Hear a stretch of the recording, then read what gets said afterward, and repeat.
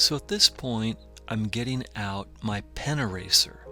It's just a pen eraser, long pen eraser, and I tend to use a razor blade and cut the tip of it off so it has some sharp edges, because occasionally I need some nice sharp detail in there, and so the eraser helps me get some of those sharp edges that I'm looking for.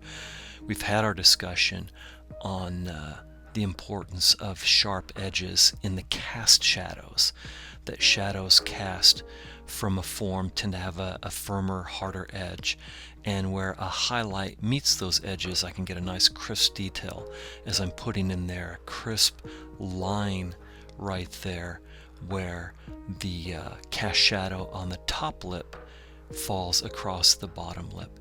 You see my mirror there. I'm holding a mirror, and when you see a passive moment when I'm not drawing, and there's a few seconds that pass by and you don't see any drawing happening, I'm holding that mirror and actually looking at my drawing reversed in the mirror. Now, apologies, I don't recall if I've mentioned this yet, and I'll probably mention it again down the road as I talk further and do these demonstrations. Probably by the time we get to that point, I'll have forgotten that I've mentioned it now, but it's good to be repetitive in these sorts of things. So sometimes I'll look at my drawing in the mirror, because that lets it be flipped. I see it flipped in the mirror. Because even though this is a quick drawing, this is a half-hour long drawing that we're putting together here. I'm trying to be very direct about it. After staring at a drawing for 15-20 minutes or so, I get a little bit numb to what I'm seeing. It becomes a little too familiar, and seeing it flipped in a mirror lets me see mistakes that I had kind of gotten numb to, and then I see them fresh and know what I need to clean up, tighten up, and repair. So I'm fine-tuning my edges here. You see that I'm just about there. I'm getting pretty close.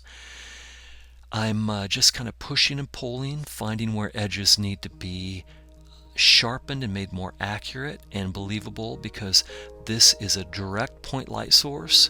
In this case, it's in a classroom with the skylight. The skylight is where that blue light, for instance, hitting her shoulder is coming from, but the bright warm light is from a very bright spotlight, kind of like mimicking the brightness of the sun and the blue light of the sky. It could just as well be outside in the direct sunlight, so this is a point light source with sharp cast shadows. And even though this is a woman with softer, rounded, feminine features, I must not shy away from those crisp edges, because that's an important part of her likeness, as you see here in the finish, as we zoom in and take a closer look. And I need to be very committed and very direct about the quality of the light here. And so that's what my target has been, and we've targeted it by going black in the shadows, but I don't think I fulfilled that enough. So did you see that jump right there where the shadows just got darker? I took a look at the drawing after I turned the camera off, and I was happy with it. I was happy with how it came out, but I said to myself, you know what? I have not fulfilled the assignment. The assignment was to take those shadows down to zero, to blacken them. So after the fact, I came back in with my charcoal and pushed that even harder.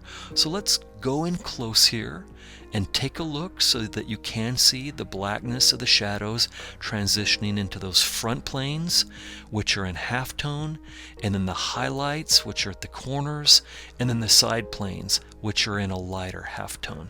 And you can see my overall composition and lighting statement as we're zoomed back out here to full frame. Okay, so you've already gotten your homework assignment.